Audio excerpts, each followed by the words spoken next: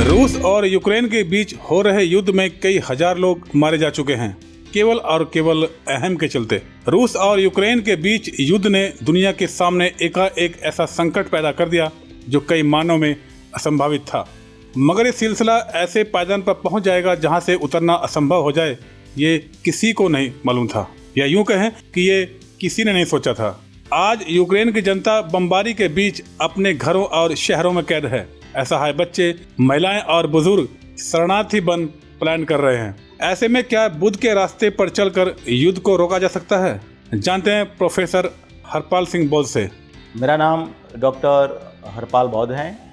मैं गुजरात यूनिवर्सिटी में university school of social science में इतिहास का प्रोफेसर हूं और आज के तौर पे मैं एसोसिएट प्रोफेसर के तौर पे वहाँ पे नौकरी कर रहा हूँ। और मैंने एमए पीएचडी किया हुआ है और साथ में यूजी नेट उसकी भी एग्ज़ाम मैंने पास की हुई है। और जब एकेडमिक कैरियर मेरा शुरू हुआ उसके पहले मैं यूपीएससी की जो सिविल सर्विस की एग्ज़ामिनेशन जो होती है उसमें प्रीलिम एग्ज़ाम मैंने पास की हुई थी और मेन एग्ज़ामिनेशन तक मैं गया हुआ था। तो अभी मैं गुजरात यूनिवर्सिटी में फ़िलहाल जॉब कर रहा हूँ और अभी तक 50 से 60 मेरे रिसर्च आर्टिकल पब्लिश हो गए हैं। वो स्टेट लेवल के जर्नल में और नेशनल जर्नल में पब्लिश हो चुके हैं और करीबन 10 किताब ये पब्लिश हो चुकी है, जिसमें 5 या 6 किताब अनुवादित किताब है और 5 जो किताब जो है मैंने खुद अपने हाथों से लिखी हुई है। सर, यूक्रेन और रूस का युद्ध जो चल रहा है, तो अगर वहाँ बुद्धिज्म कहीं होता किसी एक कंट्री को, क्या लगता है आपको? ऐसी सिचुएशन होती है कुछ और होती है? यस, आपने बहुत ही सटीक सवाल उठाया है सर जी, कि आज के तौर पे हम देखें तो पूरी दुनिया में कहीं ना कहीं युद्ध चल रहा है, मन मुटावा है, संघर्ष है और परस्पर मतभेद भी इतने बढ़ रहे हैं। अगर यूक्रेन और रशिया में जो सही मायने में जो बुद्धिज़्म जो होता और बौद्ध धर्म को जो फॉलो कर रहे होते, तो हम बोल सकते हैं कि 100% वहाँ युद्ध की आवश्यकता नहीं होती, क्योंकि महाकारुणिक बुद्ध की जो विचारधारा जो है वो प्रेम, मैत्री, करुणा, दया, अनुकंपा की विचारधारा है। उन्होंने पूरे विश्व को शील, समाधि और प्रज्ञा का मार्ग दिखाया है। अगर हम उनके दिखाए हुए मार्ग पे चलते तो शायद आज पूरे विश्व में शांति और अमन का माहौल जो है वो बना रहता है।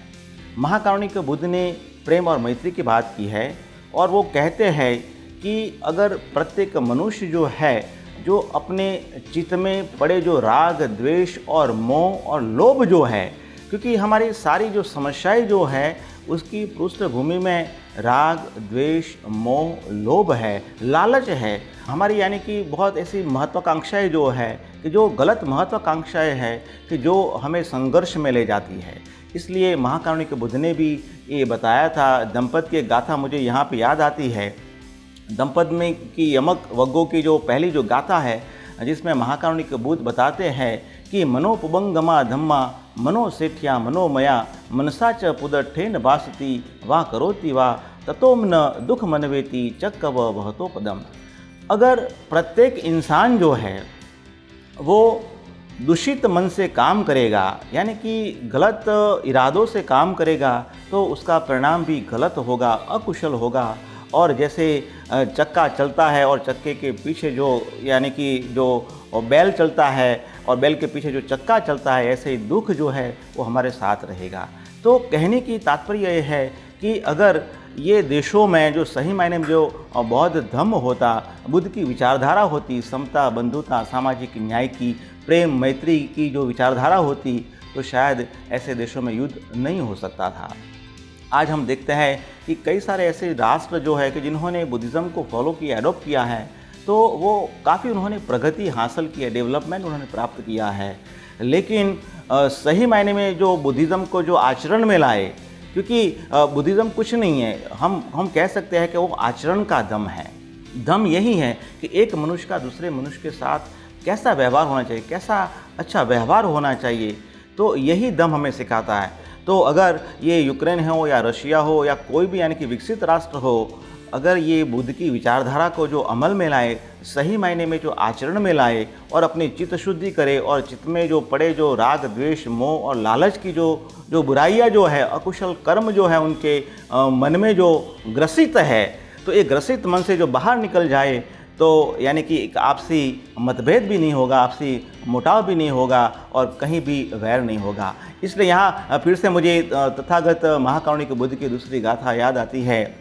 वो उसमें कहते हैं कि नहीं वेरेन वेरानी वेरेन च सम्मति, नहीं वेरेन वेरानी समन्ति द कुदाचन ऐसा धम्मो सनातनो। तथागत कहते हैं ये गाथा में कि वैर से वैर कभी शमन नहीं होता, वैर का शमन मैत्री से ही होता है। आप यानी कि ज़्यादा दुश्मन बनाओगे या वैर भावना कटुता का फैलाव करोगे तो कटुता से कटुता का निर्माण होता है, वैर भाव से वैर भाव का ही निर्माण होता है। इसलिए महाकारुणिक बुद्ध कहते हैं कि वैर का शमन मैत्री, प्रेम और करुणा से ही होता है।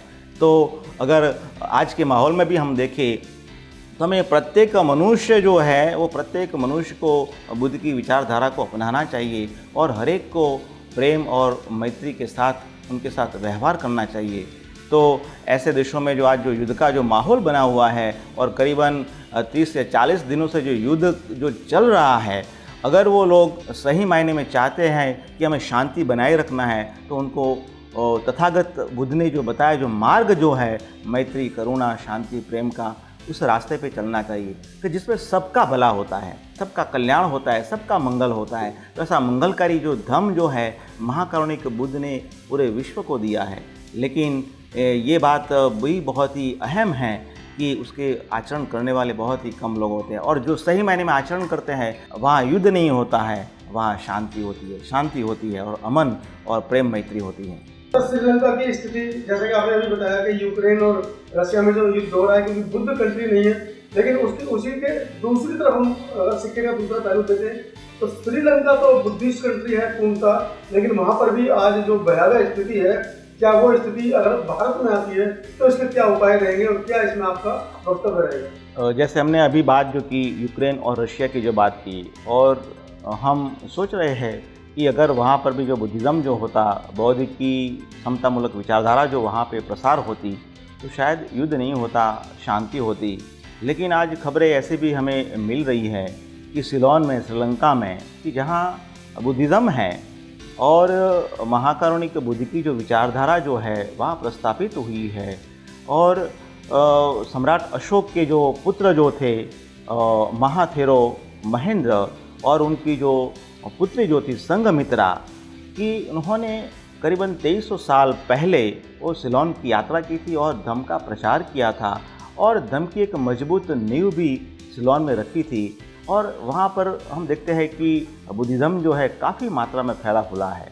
तो एक बुद्धिस्ट राष्ट्र होने के बावजूद भी वहाँ पर आज आर्थिक जो केओस, जो अव्यवस्था, जो निर्माण जो हुई है वो बहुत ही शोचनीय बात है।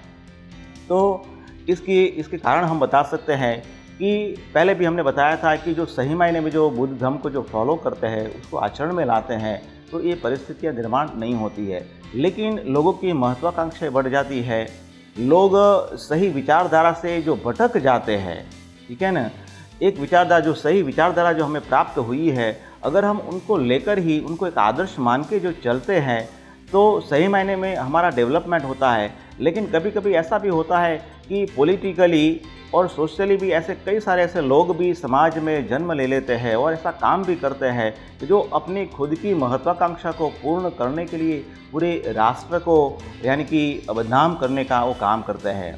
जैसे कि हम उदाहरण भी दे सकते हैं, जैसे कि हिटलर जो है कि मुसोलिनी जो है, तो एक तौर से हम देखते हैं कि उन्होंने एक जो आंतरिक जो राष्ट्रवाद का जो निर्माण जो किया कि भाई हमारा जो राष्ट्र है वो सर्वोपरि होना चाहिए, विश्व में श्रेष्ठ होना चाहिए। लेकिन क्या हालत हुई, वही जर्मनी था, वही यानी इटली था तो जिसका डिक्लाइन हो गया और यहाँ वही जो राष्ट्रों की जो स्थिति जो थी वो बहुत ही दयनीय हो गई थी। तो श्रीलंका तो बुद्धिस्ट राष्ट्र होने के बावजूद भी ऐसा हो रहा है। तो हम कहीं ना कहीं सोच रहे हैं कि वहाँ के जो सत्ताधीश जो लोग जो है और जो समाज में ऐसे जो काम करने वाले जो लोग जो है कि जिन्होंने अपनी महत्वाकांक्षा बढ़ा ली है, उनमें लोभ है, लालच है और लोगों को ठगने की जो बात जो आती है, लोगों को दूसरों को यानी कि ठगने की जो बात होती है, इससे क्या होता है कि समाज में एक वैमनस्य जो है वो बढ़ता है। अगर ऐसी स्थिति हमारे राष्ट्र में आ जाती है, क्योंकि भारत भूमि में ही बुद्ध का जन्म हुआ है और भारत से ही ये मैत्री, प्रेम, करुणा का संदेश जो है ये पूरे विश्व में गया है।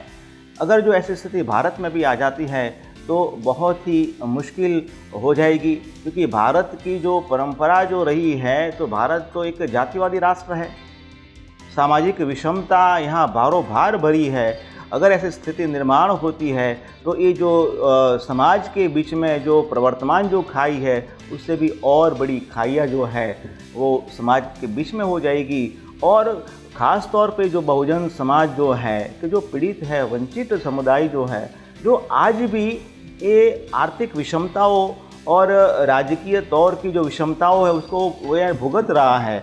अगर ऐसी स्थिति जो भारत में आ जाती है तो ये बहुजन समाज जो है, पीड़ित, वंचित, शोषित समाज है, उसकी स्थिति और भी खराब हो जाएगी। उसको सुविधा मिलना तो मुश्किल है, उसका जीना भी मुश्किल हो जाएगा। तो हम तो चाहते हैं कि जो सिलोन में जो स्थितियाँ जो निर्माण जो हुई है, वो स्थितियाँ जल्दी से जल्दी ठीक हो जाए और ऐसी स्थितियाँ दूसरे देशों में भी प्रवर्तमान न हो। और ख़ास तौर पे हम भारत की बात करें तो भारत में भी ऐसी स्थितियों का निर्माण नहीं होना चाहिए, क्योंकि ऐसी स्थिति से लोकशाही जो मूल्य जो है, जैसे कि बोधिसत्व बाबा साहब आम्बेडकर ने जो हमें संविधान जो दिया है, तो संविधान जो है वो हमारी सबसे बड़ी ताकत है। और हम कह सकते हैं कि संविधान की वजह से आज हमारा जो राष्ट्र जो है जो विकसित हुआ है और बहुजन समाज की जो जितनी भी प्रगति हुई है और पूरे राष्ट्र में लोकशाही जो मूल्य जो है, लोकतांत्रिक जो मूल्य जो है वो प्रस्थापित हुए हैं, तो उसकी वजह है महाकारुणिक बुद्ध की विचारधारा। और महाकारुणिक बुद्ध की विचारधारा को बाबा साहब ने संविधान के मार्फत ये लोगों के सामने रखा है। इसलिए हम तो सोच रहे हैं कि भारत में ऐसी स्थितियाँ निर्माण नहीं भी हो सकती है, क्योंकि यहाँ पे बाबा साहब ने ऐसा संविधान का निर्माण किया है। फिर भी सामाजिक विषमता है, आर्थिक विषमता भी भारत में भारों भार भरी है, लेकिन संविधान हमारे पास है। जब तक संविधान है तब तक ये भारत में शायद ऐसी पॉलिटिकली जो केओस जो फैला हुआ है, बाजू में हमारे जो पड़ोसी जो राष्ट्र जो है सिलोन में, ऐसी स्थितियाँ भारत में नहीं आएगी। और अगर आएगी तो भी ये संविधान जो है, संविधान को जो मानने वाले लोग जो है वो फिर से बुद्ध, ज्योतिबा फुले, सावित्रीबाई फुले, फातिमा शेख और पेरियार साहब की विचारधारा है, बोधिसत्व बाबा साहब की विचारधारा है, उनको लेकर चलने वाले जो लोग हैं वो फिर से लोकतांत्रिक मूल्यों को यानी कि प्रस्तावित करेंगे, उसके लिए अपना बलिदान भी दे देंगे। तो हम सोच रहे हैं कि फिर से पूरे विश्व में तथागत बुद्ध की मैत्री, प्रेम, करुणा की विचारधारा है वो फिर से स्थापित होनी चाहिए। और ये आज की ये प्रासंगिकता है, अगर हम उसको अवॉइड करेंगे, हम उसको नहीं मानेंगे, तो हम कभी भी सक्षम राष्ट्र नहीं बन सकते। क्योंकि सक्षम राष्ट्र बनना है तो समाज में जो विभेद जो है, सामाजिक विषमता है, उसको दूर होना चाहिए। क्योंकि कोई भी राष्ट्र जो है वो आधा गुलाम और आधा स्वतंत्र कभी भी नहीं टिक सकता। लेकिन यहाँ बाबा साहब की विचारधारा इतनी मजबूती से स्थापित हुई है कि हमें उम्मीद है कि ये भारत है ये और भी प्रगति करेगा और जो बहुजन समाज है उनकी हिस्सेदारी जो है वो दिन ब दिन बढ़ती जाएगी। और जब जब बाबा साहब को, महाकारुणिक बुद्ध को जब जब वो पढ़ते जाएंगे तो और भी ये प्रेम, मैत्री, करुणा और समता, बंधुता, न्याय की विचारधारा प्रस्थापित होगी। इसी तरह के वीडियो को देखने के लिए वीडियो को लाइक, शेयर और चैनल को सब्सक्राइब करें।